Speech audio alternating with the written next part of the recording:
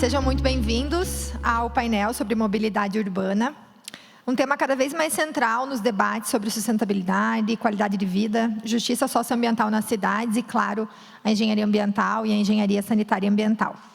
É uma grande honra para mim mediar esse painel e ter a oportunidade de discutir com profissionais, pesquisadores de altíssimo nível sobre essa temática. Meu nome é Joyce, eu sou engenheira ambiental, sou professora universitária e pesquisadora no Departamento de Engenharia Ambiental da Universidade Federal do Paraná. Tenho trabalhado ao longo dos últimos meses, anos, em temas relacionados à sustentabilidade, mobilidade ativa e soluções baseadas na natureza, com um especial interesse na articulação entre ciência, gestão pública e participação social. É uma grande satisfação para mim assumir a mediação desse painel, para a gente enriquecer as nossas reflexões sobre os caminhos da mobilidade nas cidades do presente e do futuro. Quando olhamos para o contexto urbano contemporâneo, percebemos que a maior parte da população mundial, e no Brasil não é diferente, já vive em cidades. Esse adensamento pressiona infraestruturas, expõe desigualdades de acesso a serviços essenciais e aprofunda problemas de poluição ambiental e insegurança viária. A mobilidade urbana, portanto, transcende a engenharia de tráfego. É uma agenda ambiental, social, econômica e ética que envolve o direito de todas as pessoas ao deslocamento digno e eficiente. No Brasil, o transporte motorizado individual permanece dominante e apresenta uma participação expressiva nas emissões de gases de efeito estufa derivadas da queima de combustíveis fósseis.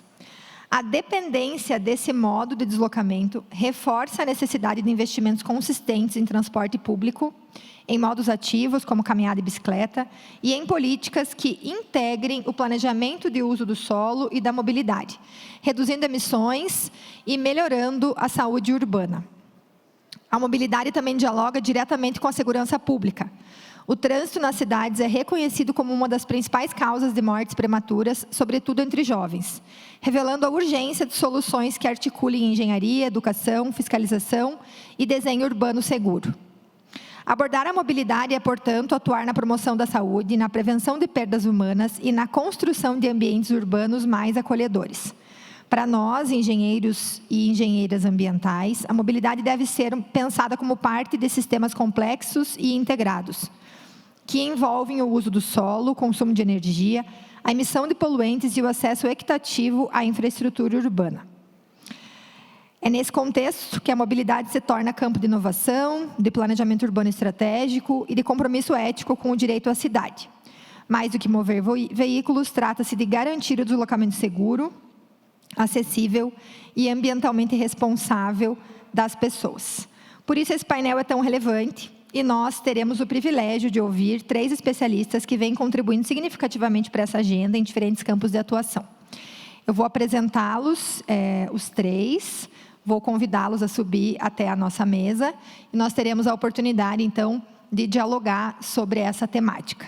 A nossa primeira convidada é Rafaela de Almeida. Ela é doutora e mestre em gestão urbana, especialista em cidades 4.0, planejamento urbano e tecnologias, administração pública e gestão de cidades inteligentes e de negócios internacionais. Integra o corpo técnico da Revista Brasileira de Gestão Urbana, URB, e atua como professora tutora na Escola Superior de Gestão, Comunicação e Negócios do Centro Universitário Internacional Uninter. É pesquisadora do grupo Cidades Educadoras, Inteligentes e Sustentáveis, na linha de pesquisa Gestão de Cidades, Inovação Tecnológica e Direitos do Cidadão, com o projeto Mobilidade Urbana e Sustentável. Autora dos livros A Logística e Transporte Internacional, Mobilidade e Logística Urbana, Logística Reversa no E-Commerce e Gestão de Operações. Obrigada, Rafaela, por favor. Nosso segundo convidado é Roberto Gregório da Silva Júnior. Ele é doutor em administração pela PUC-Paraná, especialista em engenharia de produção pela Universidade Federal de Santa Catarina e engenheiro mecânico pela Federal do Paraná. Possui mais de 40 anos de experiência profissional com atuação nos setores de energia, transportes, administração pública e organização do terceiro setor. Há mais de 38 anos é professor da UFPR, com atividades na graduação e na pós-graduação. Entre outros temas, desenvolveu estudos relacionados à sustentabilidade de empreendimentos de infraestrutura, concessões no setor rodoviário e de energia elétrica, energias sustentáveis e eficiência energética no setor industrial. Atualmente, desenvolve pesquisas sobre avaliação de infraestruturas sustentáveis. Atuou na criação do Instituto de Tecnologia para o Desenvolvimento, LACTEC, do Centro Tecnológico Industrial do Sudoeste do Paraná, da Agência de Inovação e Engenharia do Paraná, em Engenova, da Incubadora de Empreendimentos de Engenharia do Paraná e de outros empreendimentos tecnológicos. Foi conselheiro do CONFEA e no CREA Paraná e também no Conselho de Administração e Planejamento da UFPR. Por mais de 25 anos, exerceu cargos gerenciais e de direção, entre os quais presidente da URBS, presidente do Fórum Nacional de Secretários e Dirigentes Públicos de Mobilidade Urbana, presidente da Associação Latino-Americana de Sistemas Integrados para a Mobilidade Urbana Sostenible, diretor-geral da Casa Civil do Governo do Paraná, diretor do LACTEC, chefe do Departamento de Transportes e superintendente do Instituto Tecnológico de Transportes e Infraestrutura da UFPR. Atualmente é vice-presidente de mobilidade urbana do Instituto Smart City Business América, vice-coordenador do Programa de Pós-Graduação em Meio Ambiente Urbano e Industrial da UFPR e ocupa a cadeira 18 da Academia Paranaense de Energia. Por favor, Roberto. Obrigada.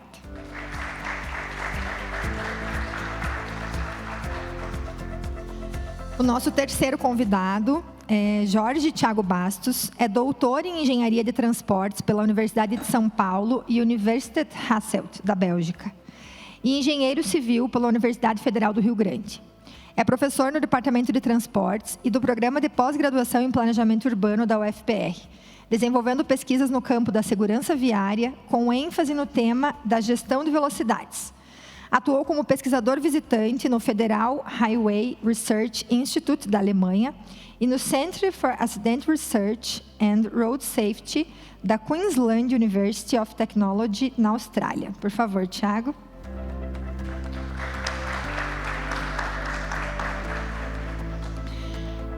Cada palestrante disporá de 15 minutos para sua apresentação. E, em seguida, nós tentaremos promover um debate entre eles e abriremos espaço para perguntas da plateia. Eu convido a todos para participarem ativamente. Muito obrigada pela presença e vamos dar início ao nosso painel com a primeira apresentação.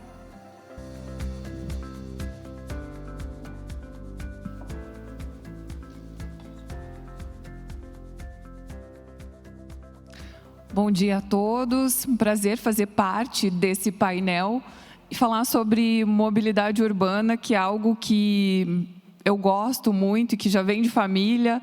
Então, desde criança, eu tenho esse contato direto com a mobilidade e eu convido vocês, nessa manhã, a repensarem o futuro das cidades sobre a ótica da logística urbana. Esse meu painel é mais uma provocação para uma reflexão do processo de mobilidade urbana nas cidades brasileiras.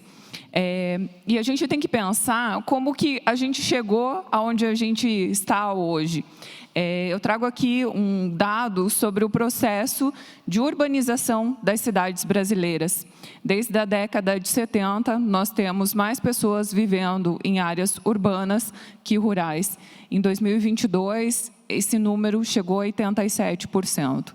Muitas dessas pessoas que saem do campo e vêm para a cidade acabam indo residir em áreas mais distantes, em cidades de região metropolitana, e precisam fazer movimentos pendulares todos os dias. Sair das suas residências, percorrer longas distâncias para chegar ao trabalho, para acessar serviços como escola, educação, serviços hospitalares e de saúde. E, somado a essa evolução desenfreada que nós tivemos no processo de urbanização brasileira, nós temos, eu sou da área da logística, uma mudança no sistema logístico. Antes, nós tínhamos grandes estoques, principalmente nas lojas, no varejo, e hoje a logística atua sob demanda. Então, diminui o número de estoque. Somado ao e-commerce, a gente tem entregas muito mais frequentes nas áreas urbanas e muito mais pulverizadas, uma vez que o e-commerce precisa acessar a residência de cada um nas suas compras, principalmente aí pensando no transporte de última milha. E qual a relação desse processo com mobilidade e COP30, que é a pauta, o evento que a gente vai ter aqui no Brasil? A professora Selma comentou aqui sobre as mudanças climáticas, os enfrentamentos que a gente tem vivenciado nas cidades brasileiras. De acordo com o Acordo de Paris, a gente precisa chegar, no máximo, até 2 graus no aumento das temperaturas em relação ao período pré-industrial. A gente já está chegando em 1,6, até trouxe uma notícia aqui, é como parar um caminhão em alta velocidade. Então, se a gente não agir imediatamente, a gente vai continuar tendo notícias como essa do Rio Grande do Sul. Essa que eu trago no painel é do ano passado, mas esse cenário vem se repetindo nesse mês aqui no Brasil, lá no Rio Grande do Sul. E, somado a tudo isso também, tem a questão das vítimas de acidentes de trânsito. A gente fica muito impressionado com números de mortes em guerra, mas no Brasil a gente vive uma guerra silenciosa no trânsito, onde cada vez mais aumenta o número de atropelamentos, de acidentes com pedestres, o que também acaba impactando o serviço de saúde com o maior número nesses atendimentos. E eu não sei se vocês já perceberam, principalmente quem é de centros urbanos maiores, a gente tem passado muito mais tempo no trânsito. Logisticamente, quando a gente vai se movimentar pela cidade, a gente precisa pensar em sair antes de casa, porque a gente nunca sabe como que vai estar o trânsito. Em algumas capitais, eu trago aqui os dados da CNT do ano passado, a gente já leva em torno de 1 hora para percorrer um percurso de 10 quilômetros nos horários de pico. Então, a gente precisa sair antes de casa e pensando aqui em pessoas que precisam muitas vezes se movimentarem de regiões mais distantes para acessarem o seu trabalho. Precisam sair de madrugada de casa, chegam tarde da noite e no dia seguinte precisam fazer essas movimentações de novo. E a mobilidade urbana no Brasil, ela também exclui.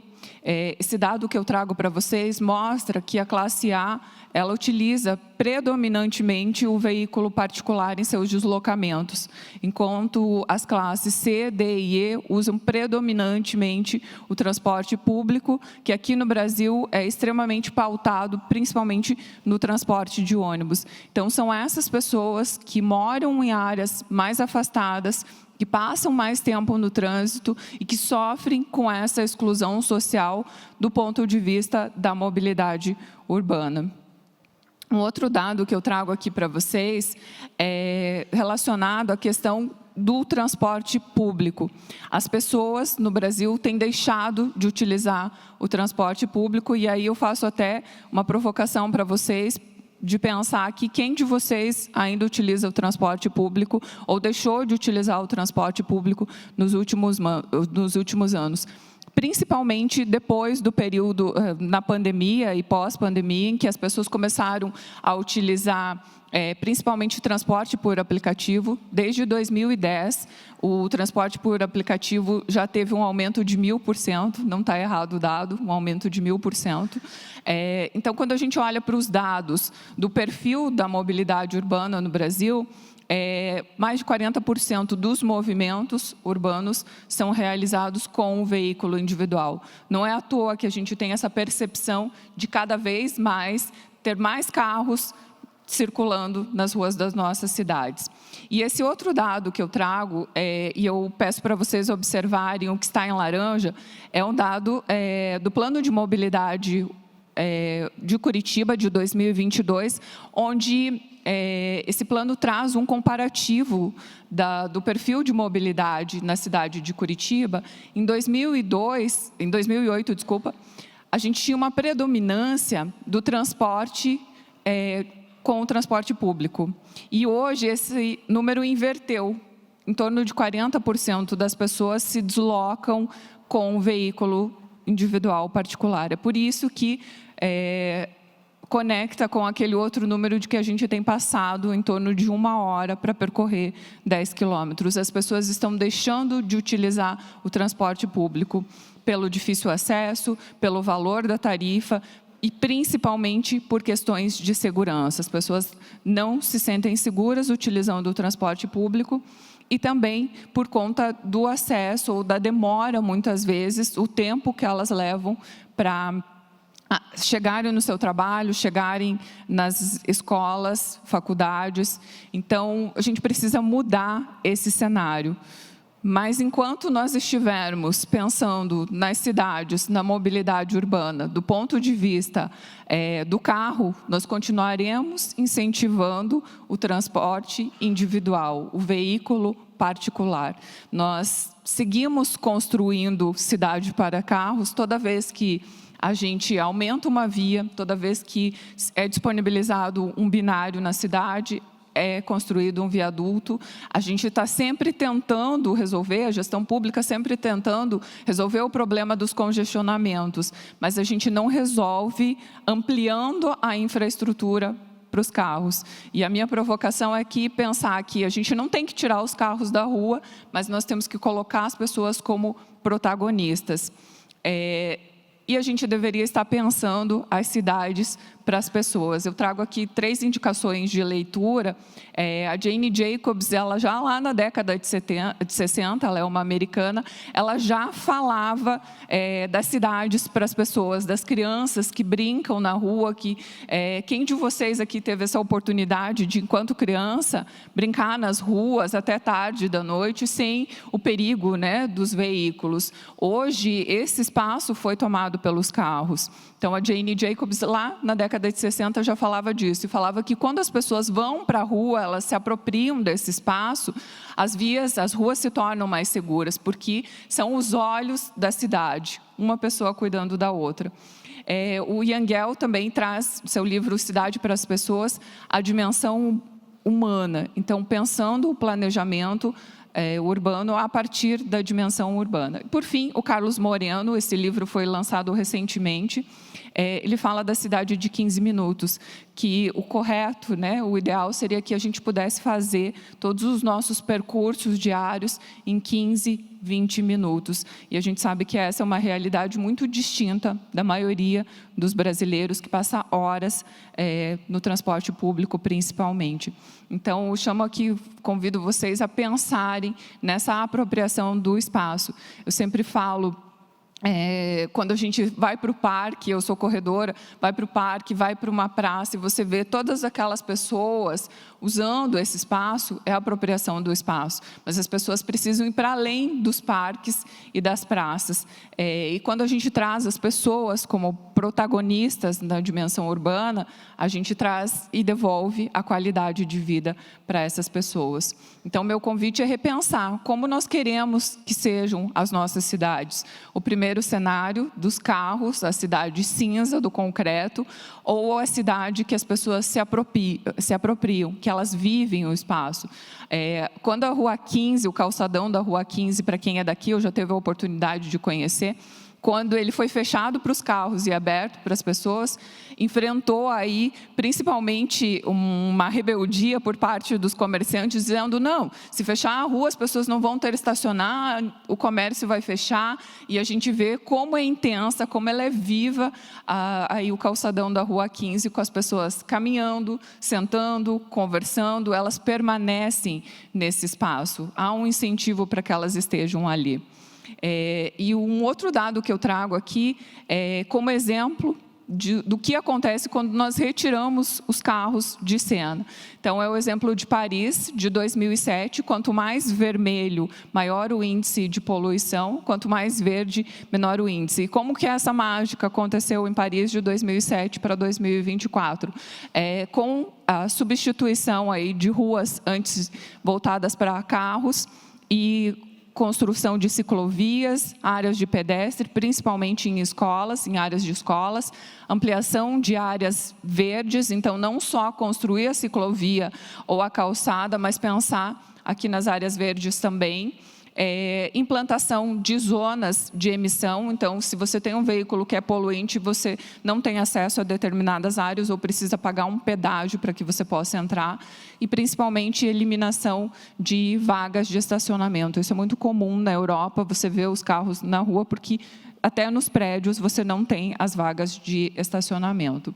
Paris também tem um projeto, já foram 300 ruas que foram fechadas para carro e aberta para calçadas e áreas verdes, e agora com 66% de aprovação da população, mais 500 áreas vão ser fechadas.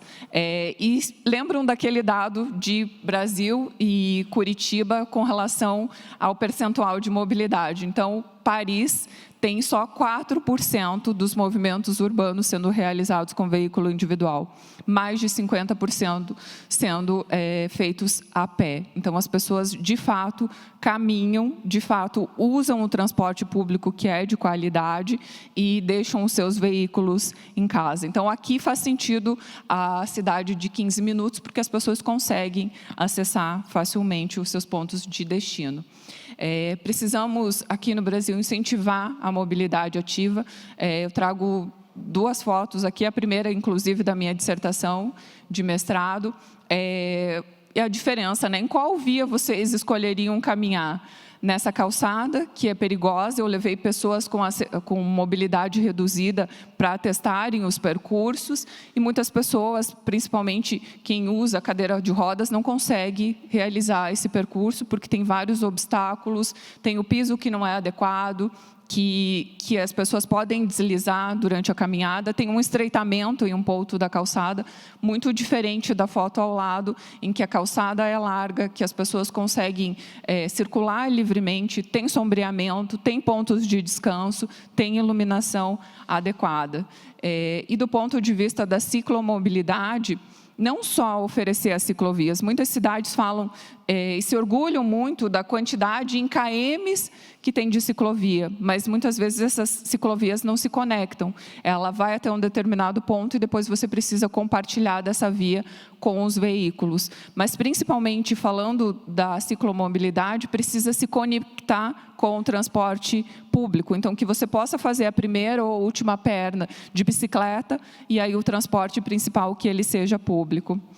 E falando em transporte público, que ele seja acessível, que ele seja sustentável e de qualidade. Nós temos investimentos federais para que as frotas de ônibus no Brasil sejam substituídas por ônibus elétricos, mas principalmente a gente precisa de uma cultura de retomada das pessoas para o transporte público, e para isso ele precisa ser acessível, ele precisa se conectar com outros modais, precisa trazer conforto e segurança e ter tarifas justas para quem utiliza.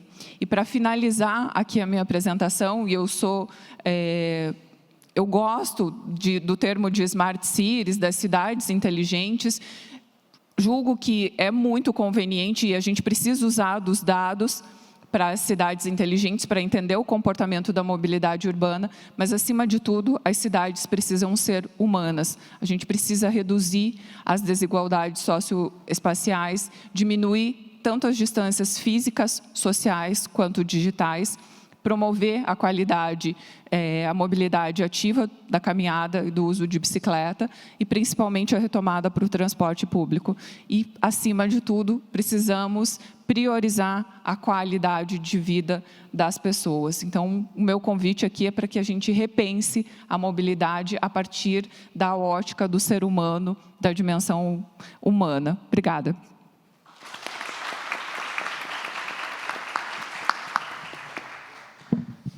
Obrigada, Rafaela. Passamos agora, então, para o Roberto, por favor. Bom dia. É um prazer estar aqui. Agradeço a gentileza do convite. Não vou fazer a apresentação de slides, até porque eu gosto de trabalhar o emergente. Não tinha ideia, mas tinha certeza que viria um conteúdo de alta qualidade com a apresentação da professora Rafaela, e como tenho certeza também que o professor Tiago vai trazer excelentes novidades aqui para nós. Mas eu chamo a atenção, em primeiro lugar, que essa palestra está sendo traduzida em Libras. E por quê? Porque temos um compromisso de inclusão, de garantir a acessibilidade. Quando a gente fala da mobilidade urbana, uma das questões que temos que avaliar, por exemplo, qual que é o grau efetivo de acessibilidade das pessoas com deficiência à cidade. Quantas pessoas hoje cadeirantes nós vimos durante o nosso trajeto, ou aqui mesmo? Quantas pessoas com deficiência visual grave? Então, quando nós falamos de uma mobilidade sustentável, nós estamos falando de várias dimensões que precisam de soluções efetivas. Obviamente, já foram apresentados aqui dados, né, de como nós temos o diagnóstico do que está acontecendo, da concorrência, inclusive, entre modais. Mas eu entendo e considero que o elemento central, quando nós falamos de mobilidade, é o transporte público. Não temos outra solução. Se a gente pensar, por exemplo, no caso de Amsterdã, nós vamos ver que a solução lá foi um pouco diferente. E eu até tive o privilégio de perguntar para o cônsul honorário de Curitiba, aliás, da Holanda, aqui em Curitiba, há uns 10, 15 anos atrás. Ele me falou assim: Gregório, o que aconteceu lá foi que chegou um momento que o tráfego de carros parou. E a cidade teve que retomar os espaços. Não teve outra alternativa. Então, de repente, implantamos uma ciclovia, daqui a pouco mais outra, e chegou a um ponto que as bicicletas tomaram conta da cidade, com ganhos efetivos. Por um outro lado, nós vemos aqui no Brasil, e tenho certeza que o Tiago vai tratar dessa questão também, um crescimento, por exemplo, do transporte através de motocicletas. E as consequências todos nós estamos observando.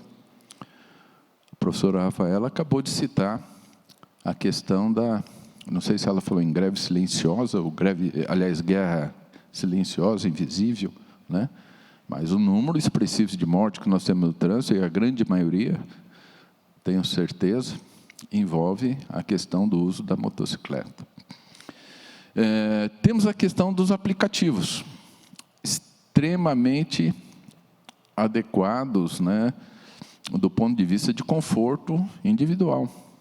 É porta a porta.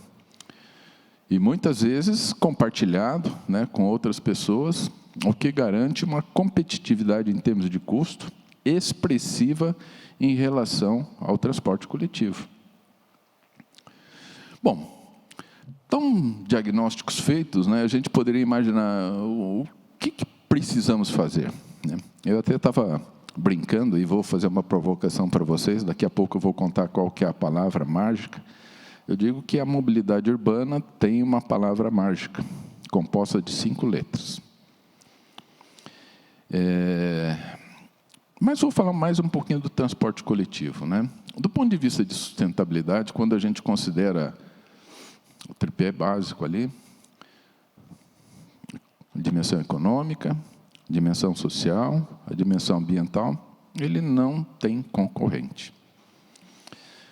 Temos uma outra questão também que tem que ser considerada quando a gente fala do ponto de vista econômico, não estamos falando só do custo para as pessoas, nós estamos falando do custo para a sociedade como um todo. Cada vez que se coloca mais carros na rua, precisamos mais ruas, precisamos mais lugares para estacionar. Isso tem um custo. Tem um custo para as pessoas, para a cidade, na medida em que compromete parte dos espaços urbanos e envolve dinheiro público. Não só para abrir essas ruas, construir esses estacionamentos, mas também como mantê-los. Tem a questão também de atender pessoas que moram mais distantes. Eu gosto muito também de falar em mobilidade ativa, mas a gente tem uma realidade. As pessoas trabalham longe de onde moram. Muitas pessoas, não são poucas. A gente fala muitas vezes de trajeto de 1 hora, 1h30. Esses dias atrás mesmo perguntava para os meus alunos, né, quanto tempo eles demoram para chegar. Então, numa turma de 40 alunos, 50, pelo menos 10% demorava mais de 1h30 para chegar na universidade, aqui no Politécnico. E por quê? Todos nós sabemos a resposta. Não é por desejo, vontade, por condições. Então, quando a gente fala, por exemplo, num sistema de tarifa integrada, né, onde aqueles que moram mais perto acabam pagando a mesma coisa daqueles que demoram 1h30 para se deslocar, muitas vezes de outras cidades. Então, nós estamos falando de uma medida de cunho social extremamente relevante, porque não podemos também nos esquecer que o transporte público, além de ser um serviço essencial, é um direito constitucional, é um direito das pessoas ter direito aos seus deslocamentos. Bom, e o que fazer? O problema está aí. Então, a palavrinha mágica, que fica como provocação para vocês, chama-se bolso. Bolso. Simples assim. Gregório, mas não está exagerando? Não. Não vejo, particularmente no momento, outra solução que não seja cuidar do bolso.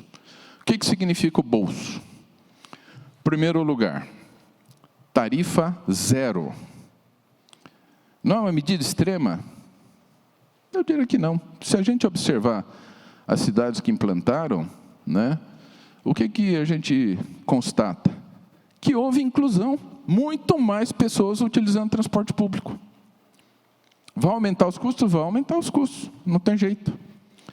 Mas se a gente começar a colocar na balança das contas públicas como um todo, o que a gente vai observar? De repente, com mais pessoas utilizando transporte público, nós vamos ter menos acidentes, vamos precisar abrir menos rua, vamos precisar criar menos estacionamento e uma série de outros benefícios. É uma conta fácil de fazer? Não, é muito difícil. Mas muitas pessoas deixam de usar o transporte público porque não tem dinheiro. Então, bolso. Segundo ponto. Muitas cidades já implantaram, mundo afora, aí, o pedágio urbano. Para quê? Para tirar o carro de dentro da cidade. Outros criaram limites de velocidade. Aqui em Curitiba já temos algumas ruas assim, já há alguns anos, né? Onde tem cidade, por exemplo, que o limite máximo é 30 km por hora. E por que foi feito isso? Para inibir o transporte individual. Pedágio urbano, para inibir o transporte individual. Há muitos anos atrás, 30, 40 anos atrás, me chamou a atenção, né, onde essas questões até na época não me preocupavam tanto, em que eu tinha alguns compromissos em Washington, e naquela oportunidade aluguei um carro. E fui conversar com o pessoal do hotel, não conhecia a cidade e tal. Eu falei assim, olha, a recomendação nossa é você deixar o carro aqui no hotel. O estacionamento é muito caro, o metrô está a 30 metros daqui, e você vai chegar onde você precisa. E observei já naquela época que várias estações do metrô tinham estacionamentos enormes. Então as pessoas vinham, deixavam o carro e iam para o centro da cidade utilizando transporte público. Bom, estacionamento caro é uma outra medida que vai mexer no bolso. Então, quando a gente começa, né, a considerar essa palavra mágica, bolso, nós podemos considerar que nós temos um instrumento poderoso para valorizar um modal de transporte extremamente sustentável nas 3 dimensões básicas da sustentabilidade e que pode contribuir de forma efetiva. A outra situação é continuarmos caminhando do jeito que estamos. Então, vai acontecer que nem aconteceu lá em Amsterdã. Um dia o trânsito vai parar e alguma solução drástica vai ter que ser tomada. Queremos falar em inclusão, em garantir o direito à cidade às pessoas, né? Comecei com o exemplo das pessoas com deficiência. Qual que é a solução? Transporte público, acessível. Soluções, a professora Rafaela até citou um exemplo muito interessante, né? Que tive a oportunidade também de me envolver em várias discussões nesse sentido, que é, por exemplo, a questão das calçadas. Mas não adianta a gente pensar em soluções periféricas se a gente não atacar a questão central. Temos que ter um transporte público, coletivo, sustentável. Isso significa tarifa zero ou o mais baixo possível.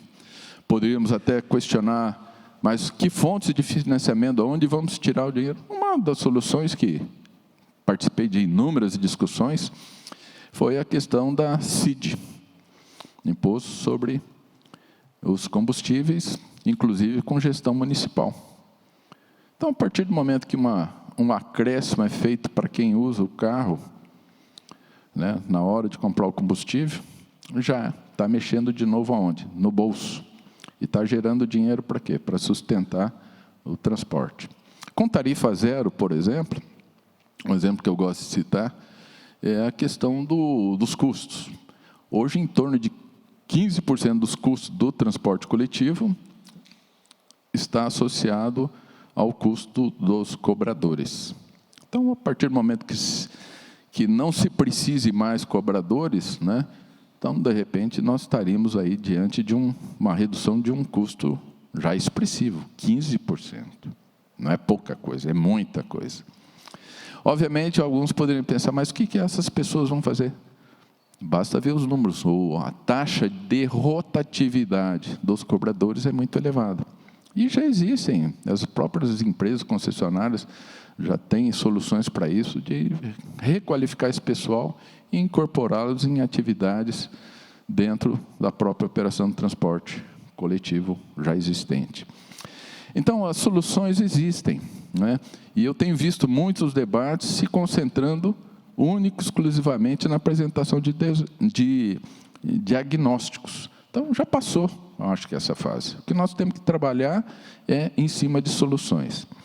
E a palavrinha mágica, volto a insistir para vocês, é o bolso. É facilitar o transporte para quem precisa, para quem não tem condições, para garantir acessibilidade para todos, para torná-lo efetivamente uma solução universal. Obviamente que ele tem que ter qualidade.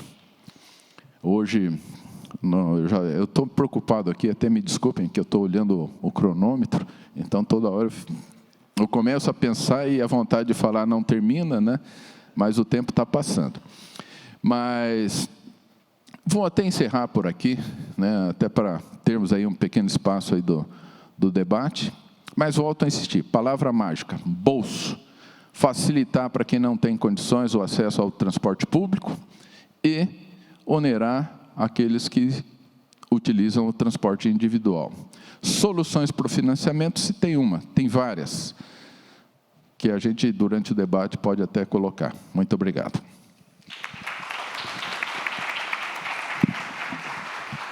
Muito obrigada.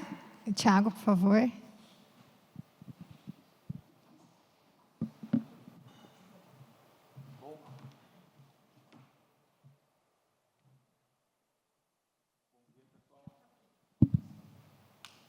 Obrigado, Joyce. Bom dia, pessoal. Bom, primeiro eu queria agradecer aqui o convite da professora Joyce. É sempre muito bom a gente poder transitar, né, em diferentes ambientes. Muitas vezes a gente fica lá um pouco confinado dentro da engenharia de transportes, dentro da engenharia civil. Então, eu sempre fico muito feliz quando eu tenho essa oportunidade de participar em outros ambientes que têm total correlação com a área de engenharia de transportes, né? E também aqui cumprimentar os meus colegas de mesa que fizeram aí exposições brilhantes. Então, o meu objetivo aqui é só trazer algumas informações a mais, né? E trazendo um pouquinho o viés da segurança viária, né? Os dois palestrantes, né, tanto a professora Rafaela quanto o professor Gregório, falaram, né, da questão da segurança viária, e da importância disso quando a gente discute mobilidade. Então, a gente tem diversos interesses quando a gente fala de mobilidade urbana. Um deles é chegar, né, no menor tempo possível, ou pelo menos num tempo razoável, né, da nossa origem até o nosso destino, para o nosso local de trabalho, para o nosso local de estudo, né? A gente tem, né, o objetivo também de que isso tenha um custo aceitável, né? E aí já vimos aí, poderíamos ampliar a discussão do custo do transporte coletivo e quanto isso pesa nos orçamentos, né, principalmente das famílias, né, de mais baixa renda, e essa dificuldade que precisa ser superada, como o professor Gregório colocou, mas precisamos chegar inteiros, né, precisamos chegar vivos, né, e então isso não pode ser um ônus da nossa necessidade de se transportar, né, e inclusive isso é colocado dentro dos objetivos do desenvolvimento sustentável. A gente tem lá, né, dentro do ODS 3, a redução do número de vítimas do trânsito, né, que no mundo aí supera 1 milhão de mortes no trânsito por ano, tá? Então é sob esse olhar que eu gostaria de desenvolver aqui a minha fala, trazendo algumas informações. Deixa eu ver, acho que é aqui. Bom, aqui esse dado, né, para quem é da segurança viária é um dado já bastante conhecido, mas eu gosto sempre de trazer para justamente situar a dimensão do problema, né? Hoje a gente tem no Brasil anualmente cerca de 34 mil mortes em função de acidentes de trânsito no Brasil. Já tivemos mais do que isso lá no início dos anos 2010, né? Vejam que aparentemente enfrentamos ali uma redução, né? Passamos por uma redução, mas recentemente a gente tem novamente aumentado, né, o número de mortes no trânsito, e boa parte dessas vítimas, cerca de 1/3 dessas vítimas, são motociclistas, né? E isso, se a gente pegar recortes regionais, estados da região Nordeste, alguns estados da região Norte, esse número vai para 60%, 70% de mortes de motociclistas, né, entre as vítimas fatais do trânsito. Aqui, a título de comparação, né, esse foi um estudo muito interessante que nós fizemos junto com o Observatório Nacional de Segurança Viária, que é uma ONG da qual eu faço parte, que a gente trabalha em cooperação com a UFPR. Nós levantamos, né, a taxa de mortes por bilhão de quilômetro rodado no trânsito, a partir da estimativa das vendas de combustíveis, né, dos dados oficiais de vendas de combustíveis, uma modelagem, né, em cima disso, e chegamos que no Brasil a taxa de morte por bilhão de quilômetro é de cerca de 32 mortes a cada bilhão de quilômetro rodado, né, pela frota motorizada, isso considerando todos os usuários, né, enquanto que nos países que a gente considera como referência em termos de mobilidade, em termos de segurança no trânsito, essa taxa ali é em torno de 2 mortes por bilhão de quilômetro, né? Então vejam, né, a diferença, né? Então nós brasileiros, quando saímos para a rua, né, estamos ali, né, 15 vezes mais expostos a morrer no trânsito, né, do que comparado ali com um cidadão lá da Noruega, da Suécia, enfim, dos países que são referência em termos de segurança no trânsito no mundo. E isso, se a gente pegar, né, quilometragem percorrida por motociclistas, a gente vai ver também que esse número, essa taxa fica ainda maior, né? Então demonstrando aí o alto risco, né, agregado da condução da motocicleta.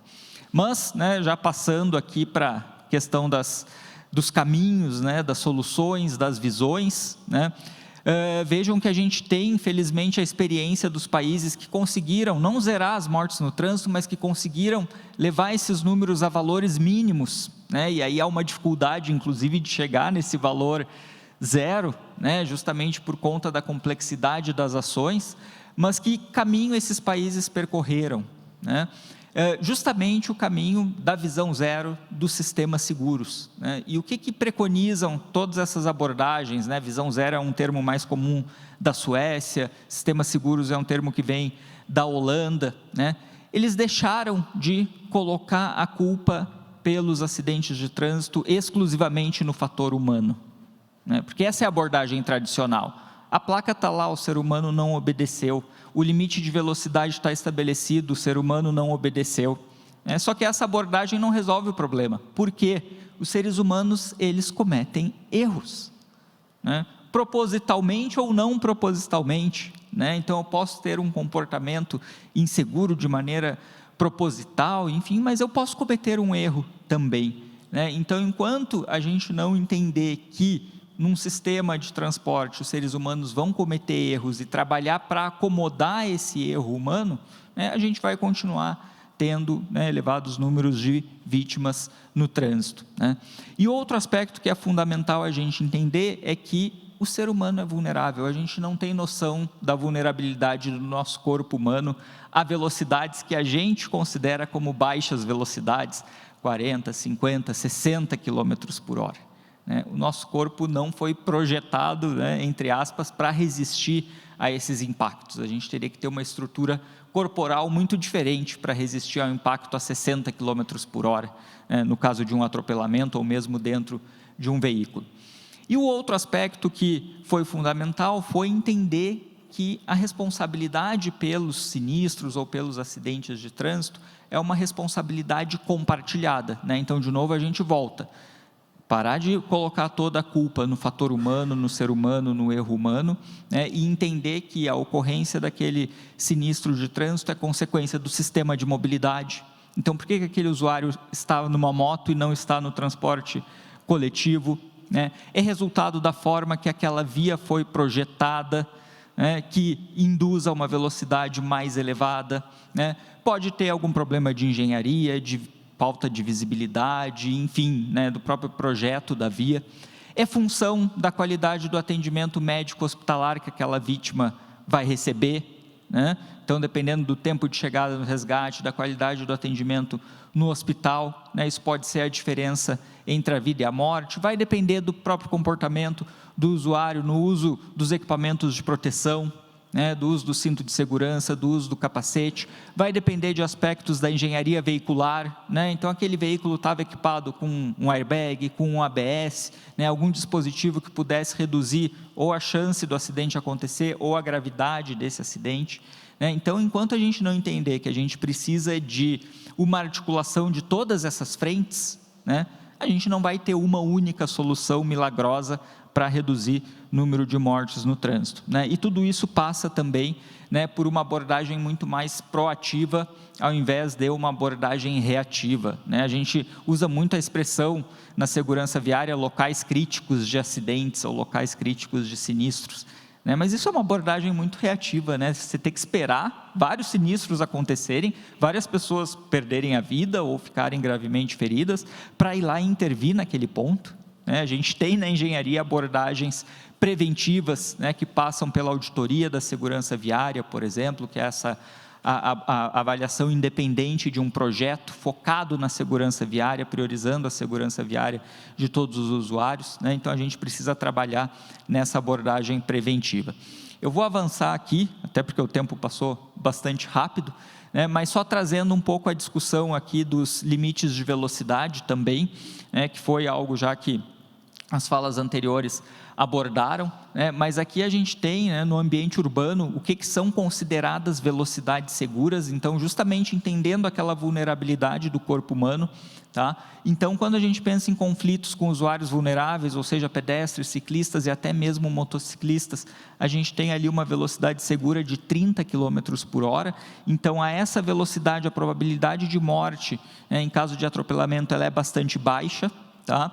E aí, por que a gente fala, então, nessa discussão de reduzir de 50 para 40, de 40 para 30? Porque é justamente nessa faixa que a gente tem o maior aumento da probabilidade de morte do pedestre, caso ele seja atropelado, né? Então, se a gente reduzir a velocidade de 110 para 100, em termos de chance de sobrevivência do pedestre, a gente não está ganhando em nada, né? A gente está ganhando justamente nessa faixa das velocidades ali entre 30 e 50 km por hora, né?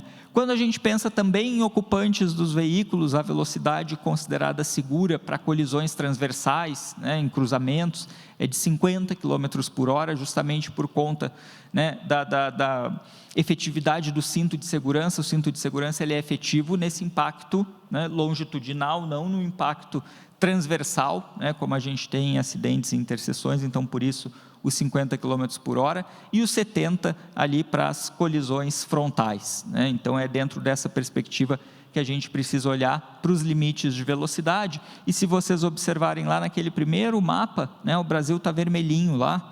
Por que o Brasil está vermelho lá? Porque o Brasil, né, não está seguindo as recomendações da Organização Mundial da Saúde em termos de legislação de velocidade.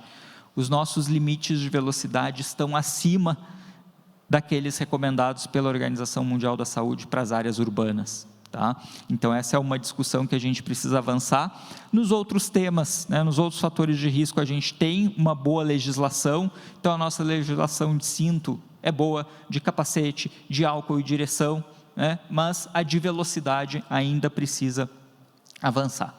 E aqui a gente tem justamente essa relação, né, da questão da gestão de velocidades e dessa ideia, né, de reduzir velocidades, que passa não só pela placa, né, do limite regulamentar de velocidade, mas passa também por uma série de outras intervenções no sistema viário, né, desde a questão do planejamento e uso do solo, né, por que a gente mora tão distante do local de trabalho, por que as nossas cidades são tão espraiadas, que gera essa demanda por deslocamentos de longa distância, gera essa demanda pela velocidade. Se a gente mora pertinho do local de trabalho, a gente não precisa acelerar para chegar mais rápido, né? Isso nem vai fazer diferença, né? Passa pelo desenho das vias, né? Então a forma como uma via é projetada induz a um comportamento de maior velocidade. Então a gente está falando de vias largas, de curvas suaves em áreas urbanas que retiram espaços, né, de calçadas, que aumentam a distância de travessia dos pedestres, né? A gente fala de medidas de moderação de tráfego, né, lombadas, travessias elevadas, né, todas medidas e intervenções na via que são capazes de reduzir essa velocidade praticada pelos condutores, né. Passa, né, pelas melhores opções de mobilidade. Então, se a gente tem, né, um transporte coletivo adequado, tem o uso dos modos ativos de mobilidade, a pressão também sobre a velocidade reduz, né, a gente tem modos mais seguros para se deslocar. Passa pela gestão de velocidades em si, né, que inclui aí tanto a fiscalização eletrônica de velocidade, mas inclui principalmente, né, as medidas de engenharia capazes de induzir a esse modo mais seguro de conduzir, né? A gente não precisa colocar ninguém para fiscalizar uma lombada, uma travessia elevada, para ver se os condutores estão reduzindo a velocidade ali, né, porque eles vão reduzir, né? A geometria da via convida eles a reduzir, ou você vai ter no mínimo um grande desconforto, né? Então é o conceito de vias ali autofiscalizáveis, e a gente tem uma série de outras intervenções aí de desenho urbano, né, que são capazes de induzir essa mudança de comportamento, né? E por último, claro, né, a gente precisa, né, a gente tem um desafio cultural relacionado à velocidade, à cultura do automóvel, né, a essa associação do automóvel com, né, uma certa liberdade, até um certo poder, e a velocidade, né, está dentro desse processo, né? Então, claro que a gente tem aí um aspecto cultural também, né, que passa por toda essa valorização do modo coletivo, dos modos ativos, né, como o professor Gregório colocava, a escolha por qual modo de transporte a gente vai se deslocar, ela é uma escolha relativa. Então, eu escolho ir de ônibus pelas características do ônibus, mas também pelas características da outra opção que eu teria, que é o automóvel, né? Então, valorizar o modo coletivo passa por ter uma tarifa reduzida ou uma tarifa zero, mas passa também, né, por reduzir a atratividade do automóvel, né? Então, as medidas que a gente falava ali, que o professor Gregório falou, né, de pedágio urbano, de custo de estacionamento, da própria questão da velocidade, né, da redução dos limites de velocidades em áreas urbanas, são também formas da gente estimular, né, essa migração entre os modos de transporte, né, dos modos menos seguros para os modos mais seguros. E é isso, acho que consegui cumprir ali o meu tempo. Muito obrigado, e acho que a gente ainda tem aí, né, um tempinho para discussão. Obrigado, pessoal.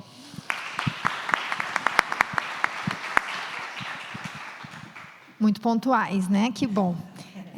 Eu vou tentar fazer eu fiz umas anotações, vou tentar fazer uma conexão do que a gente conversou, e também tenho uma pergunta para deixar aí para vocês. Primeiro, fiquei bem feliz quando o Luiz propôs que a gente fizesse esse painel de mobilidade no encontro de engenharia ambiental, engenharia sanitária e ambiental, porque eu vejo que acaba ficando um tema que talvez vocês podem ter se perguntado, né? Mas por que a gente vai falar de mobilidade num painel, num evento de engenharia ambiental? Eu tenho hoje um projeto que trabalha com mobilidade, de caminhabilidade, e eu vejo muita pertinência desse tema na engenharia ambiental. Talvez não seja um tema tão óbvio como saneamento, resíduos, licenciamento, a própria energia, que são os temas aí que a gente vai trabalhar no evento, mas eu não tenho dúvidas do quanto é um tema relacionado com a nossa área. Principalmente, vocês podem ter percebido, devem ter percebido pela fala dos nossos palestrantes, o quanto é um tema complexo. E eu gosto de fazer o paralelo com as soluções de energia.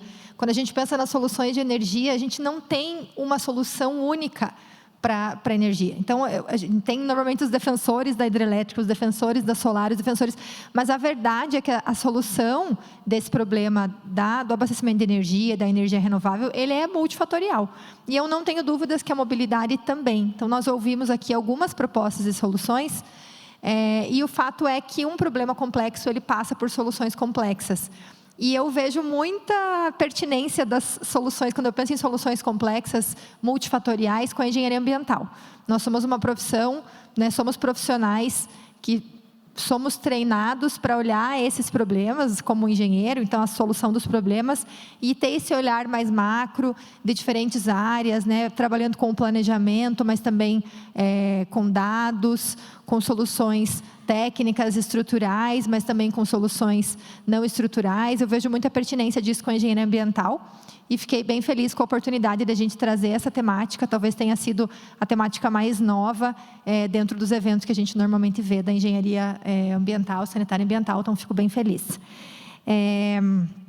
Eu queria fazer uma pergunta para vocês. Vocês trouxeram várias soluções, né, dentro do que vocês propuseram aí. Gostei que o professor Gregório falou que já passamos da fase do diagnóstico, né, está na hora, porque a gente começa a se reunir sobre isso, é igual saneamento, né, toda vez que tem painel de saneamento, a gente mostra os dados da universalização, tá, mas, né, e as soluções. Então, a minha pergunta provocativa para vocês seria para vocês tentarem elencar de tudo que vocês falaram, uma solução e talvez abordar, que eu acho que é algo talvez que seria a minha dúvida, os principais atores dessa solução. Então, se a gente... Quem são os atores que podem efetivamente fazer a diferença para que essa solução possa efetivamente entrar em vigor, pensando talvez na realidade de Curitiba, se for possível, e numa realidade mais nacional? Eu vou bater de novo na tecla do transporte público, e aqui os atores envolvidos é a própria gestão pública, de pensar como vai voltar de novo esse público para o transporte público, oferecendo mais segurança. O professor Gregório falou do custo, das passagens, então volto de novo para a questão do transporte público, mas também tem o ator que somos nós, cada um de nós, nas nossas escolhas diárias de primar pelo carro, e aqui no Brasil a gente tem muito da questão do carro como um status. Então, eu só sou uma pessoa bem-sucedida se eu posto lá a minha foto com o meu carro novo. Então, ainda tem muito a questão do status. Se eu andar de transporte público, como que as pessoas vão olhar para mim? Então, relacionado também às nossas escolhas diárias, de optar pelo transporte público, daqueles percursos curtos que a gente possa fazer por meio de caminhada, e a gente descobre muito a cidade quando a gente faz esses percursos mais próximos da nossa casa, por meio de caminhadas. A academia também tem o seu papel, trazendo os dados, mas não adianta de nada a academia estudar, trazer os dados, se a gestão pública também não olhar para esses dados e entender o que pode ser feito diferente. Então, para mim, esse ponto. Bom, eu diria que a solução para mim continua sendo o bolso.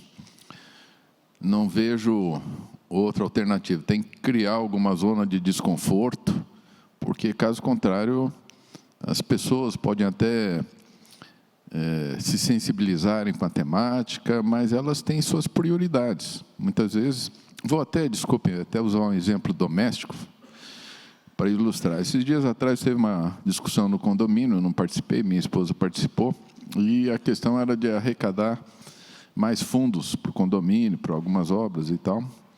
E ela perguntou quando que essas obras iam acontecer. Eu falei, não, daqui a 1 ano. Ela falou, então prefiro que o dinheiro fique na minha conta. No momento oportuno eu faço o desembolso necessário. Então, enquanto a gente não mexer no bolso, as coisas não vão se resolver.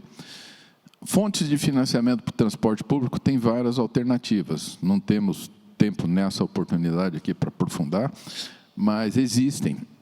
E eu entendo que um ator fundamental é o poder público, tanto do ponto de vista do executivo quanto do legislativo, tomar essa iniciativa.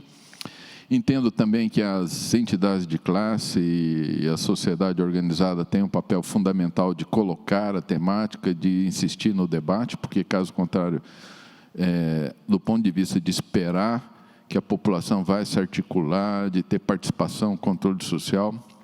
Tivemos um exemplo no painel anterior, onde se falou da presença da participação nas audiências públicas, é insignificante frente ao tamanho da população. Então, esse é um ponto. Mas eu também vou deixar mais uma provocação. Por que nós não podemos pensar em uma certificação do transporte sustentável dentro das cidades?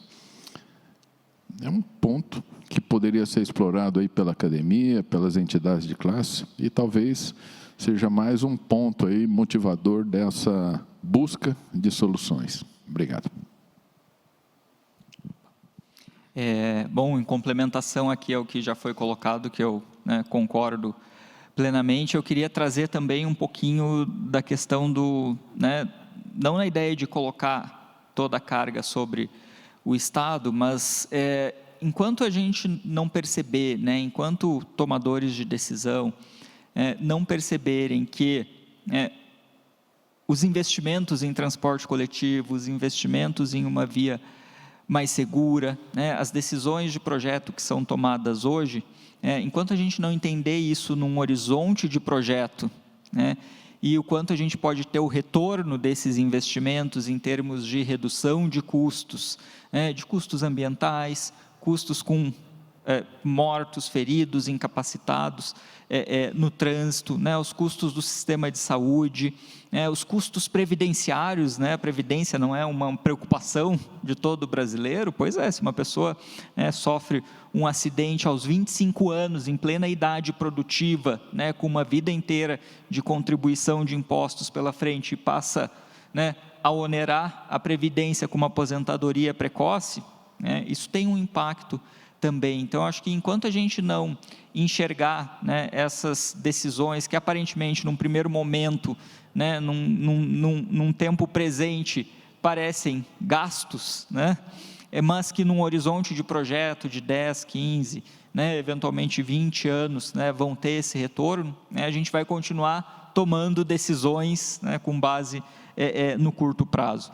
E aí acho que tem um outro aspecto aí que é fundamental nesse processo, que é difícil. Algumas decisões relacionadas ao próprio transporte coletivo, relacionadas à segurança no trânsito, então imagina você criar um pedágio urbano, aumentar ainda mais o custo do combustível, ou qualquer outra forma de aumentar os custos do transporte por automóvel, a mesma coisa que reduzir o limite de velocidade numa área urbana, que intensificar a fiscalização eletrônica de velocidade numa área urbana, isso tem um custo político altíssimo. Então, enquanto a gente tiver essa mistura e essa interferência nas decisões que deveriam ser técnicas, e ter essa interferência política, em geral, imediatista, a gente vai continuar tomando decisões equivocadas, tomando decisões que a gente vai ter que pagar o preço por muitos anos. Mas por que o custo político é alto? Também, porque, claro, a população tem uma ideia também do que é bom, ou do que ela prefere, mas que não necessariamente é algo bom para o coletivo e para ela mesma. Então, não há essa clareza. Então, eu acho que tem aí também um papel importantíssimo, da educação, claro, mas eu diria da comunicação também. Eu acho que muitas medidas que, num primeiro momento, são impopulares, quando elas são bem comunicadas com a sociedade, quando elas são construídas em conjunto, com as partes envolvidas, quando há essa estratégia de comunicação, poxa, por que reduziu o limite de velocidade ali? Que impacto isso vai ter na minha vida, na vida do meu filho, na vida das pessoas que a gente gosta? Então, acho que tem aí também um papel fundamental da comunicação adequada de todas essas decisões, que num primeiro momento podem soar impopulares, mas quando a gente entende o contexto, a percepção da população pode mudar e o custo político disso reduz também. Eu costumo falar assim, poxa, o marketing, a propaganda faz a gente ter necessidade de tanta coisa que a gente no fundo não tem, faz a gente comprar coisas que a gente não precisa. Como usar isso, um marketing social aí para mudança de comportamento, para mudança de percepção, né, sobre esses aspectos que fazem parte, né, do nosso cotidiano, do nosso dia a dia, mas que muitas vezes a gente não enxerga, né, esse impacto e essas consequências. Então, acho que, né, tentando resumir, eu gostaria de deixar essa contribuição aí, essa sugestão de encaminhamento. Muito bom, muito obrigada.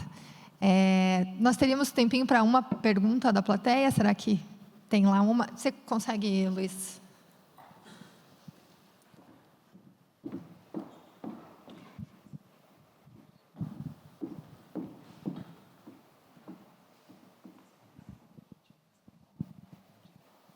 Bom dia a todos, tudo bem? Sou Thiago Pérez, sou engenheiro ambiental de Cascavel, Paraná.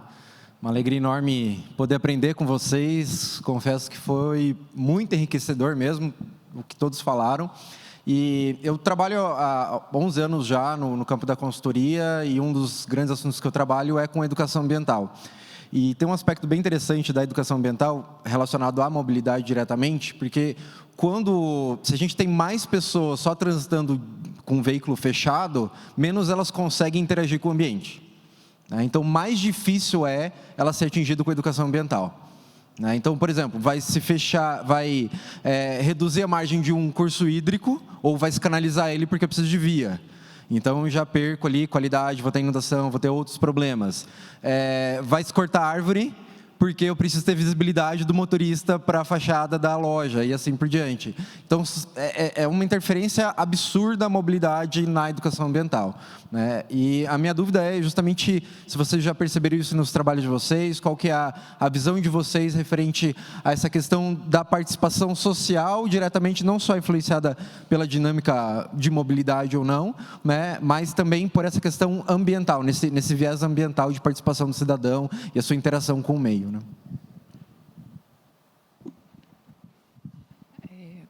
Eu já percebi muito isso nos meus trabalhos, na minha dissertação, que eu trato da acessibilidade. Um dos pontos é a ambientação, então a questão do sombreamento, por exemplo, para um pedestre. Mas quando você está de carro, um dos pontos, Curitiba até tem trabalhado nesse sentido, dos corredores verdes. Então, muitas vezes, quando a gente está dentro do carro, do ônibus, a gente realmente não percebe o entorno. Mas quando você entra num corredor verde, num dia de calor, você sente esse impacto, né? Essa diferença do conforto térmico que você tem nessas áreas. Seja do ponto de vista de quem está de carro ou quem está a pé, porque precisa de um sombreamento, uma proteção num dia de chuva, por exemplo, e principalmente o que eu falei, não só construir calçadas ou ciclovias, mas também a questão do escoamento, da permeabilidade do solo. Então, tudo isso precisa ser pensado e a sua pergunta é muito pertinente, né? Então, a mobilidade não pode ser pensada isoladamente, muitas vezes a gente não percebe, mas isso faz parte também.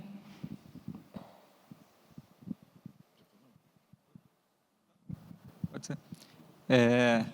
Bom, de fato, né, quando a gente pensa na vida, né, dependente do automóvel, imagina, você sai de casa no seu terminal privado, que é a sua garagem, né, em vez de ir para um terminal que você veria centenas de pessoas, né? Então, você entra no seu terminal privado, você pega o seu carro, você tem o seu controle de temperatura, você fecha os vidros, você liga a música que você gosta, né? E você chega, né, no seu local de trabalho e, né, desembarca da mesma forma, né?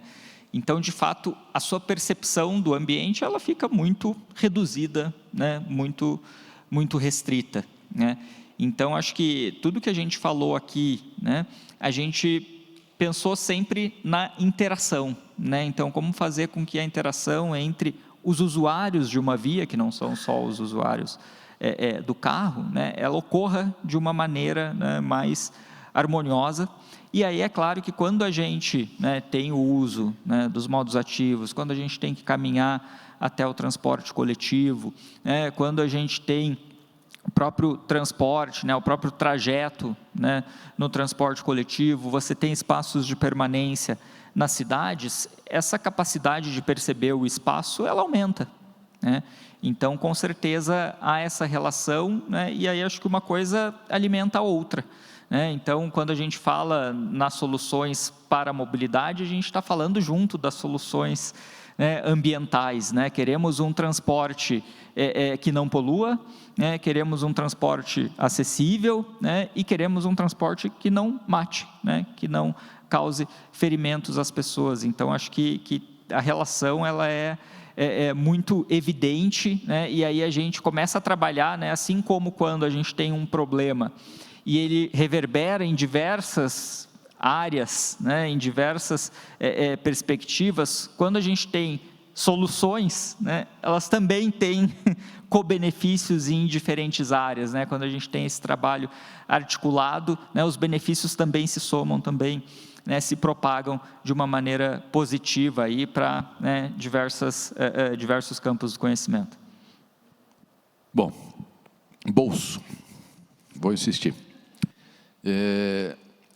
Recentemente, um dos meus orientandos defendeu a sua dissertação sobre a questão das reservas do patrimônio natural privado. E foi muito interessante. O estudo de caso foi em Curitiba. A grande maioria das pessoas, dos proprietários, falaram da questão da preservação ambiental, da importância, da relevância. Fator principal que os motivaram a transformar suas áreas privadas em reservas do patrimônio. Benefício econômico. Ponto. Bolso. Então, o Tiago levantou uma questão muito interessante também, que foi sobre a questão da comunicação. E obviamente, quando a gente fala dessas soluções que vão gerar, vamos dizer, um risco de perda de votos, eu me lembrei de um ex-ministro, muitos anos atrás, muito experiente, foi assim: Gregório, dentro da política, a decisão é baseada naquilo que dá ou naquilo que tira votos. Então, para dar ou tirar votos, a população precisa ter consciência também. Precisa estar articulada, precisa estar mobilizada, porque, caso contrário, qualquer solução que tenha o risco de tirar votos, por exemplo, não vai ser implantada. Muito obrigado.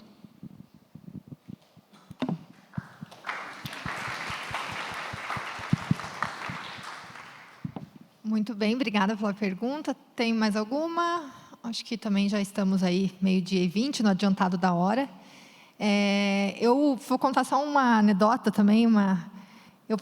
Nós participamos, até a Rafaela também estava, o professor Carlos Moreno, que é o pesquisador que propôs o conceito da cidade de 15 minutos, ele esteve em Curitiba há um mês atrás, talvez. E eu tive a oportunidade de ver a fala dele, e é muito, assim, você sai realmente muito engajado com aquilo, ele comunica muito bem, você sai muito motivado. E o prefeito, esqueci o nome do prefeito? Eduardo, o nome do meu marido, eu esqueci. O Eduardo, que horror. Enfim, o Eduardo estava na plateia, eu até conversei com a minha aluna que estava junto e brinquei com ela assim, que eu tenho vontade de verdade de perguntar para ele, para o prefeito no caso, se ele vai ter culhão de fazer uma coisa, porque existem medidas que precisam ser tomadas, assim, é uma decisão que precisa ser tomada. Então, se a gente realmente quer solucionar a problemática, ou solucionar é até um pouco audacioso, mas se a gente quer minimamente melhorar as questões de mobilidade, a gente precisa tomar algumas decisões que são impopulares. E eu gostei muito, Tiago, eu vou me apropriar a partir de agora desse conceito de que a gente precisa comunicar melhor sobre as soluções. Nós mesmos, né? Porque a gente fala, é uma solução impopular. Então, acho que a gente mesmo tem que começar a tratar de outra forma. E se a propaganda nos faz comprar, né, gente? Tanta coisa que faz mal, se a propaganda nos faz querer.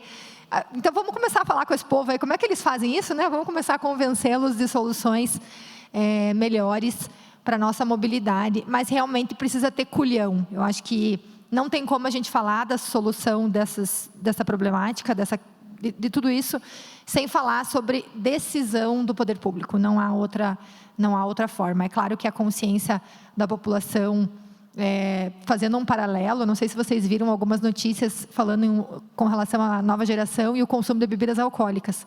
O quanto eles consomem menos bebida alcoólica, essa geração, e o quanto as empresas de bebidas alcoólicas têm investido em versões zero. e até assim destilados 0 álcool, gin 0 álcool, enfim. E eu fiquei bem surpresa assim com essa notícia. E isso só corrobora o fato de que também, às vezes, muda de cima para baixo e às vezes muda de baixo para cima, né? Quando a população começa a demandar por outras coisas, as soluções surgem motivadas. Eu acho que talvez a nova geração vá trazer. Já tem, né, menos aquisição de carros, acho que a gente já vê esse movimento e talvez a gente consiga caminhar nesse sentido. Muito obrigada. Eu acho que eu tenho alguns recadinhos, né, André? Tem um QR Code? Olá, oi. Acho que o pessoal da produção vai colocar um QR Code aí na frente. Isso, se vocês conseguirem acessar, ele vai direcionar para a pesquisa de inventários de emissões daqui do evento. Então, a gente está calculando as emissões de deslocamento de vocês até aqui, para posterior realizar ali um inventário, se a Joyce quiser complementar. Então, pessoal, a gente tem uma parceria aqui com o evento para fazer o inventário de emissões de gases de efeito estufa depois. E para que a gente consiga fazer isso, é preciso a colaboração que respondam aí no questionário. Isso. Nós voltamos à tarde às 14h, às 13h30. Então, temos aí uma horinha de almoço. Voltamos às 13h30 com a mesa sobre licenciamento ambiental e depois sobre energia. Certo, pessoal? Muito obrigada. Obrigada aos meus palestrantes. Foi muito bom mesmo. Muito obrigada. Obrigada, pessoal. Um bom almoço.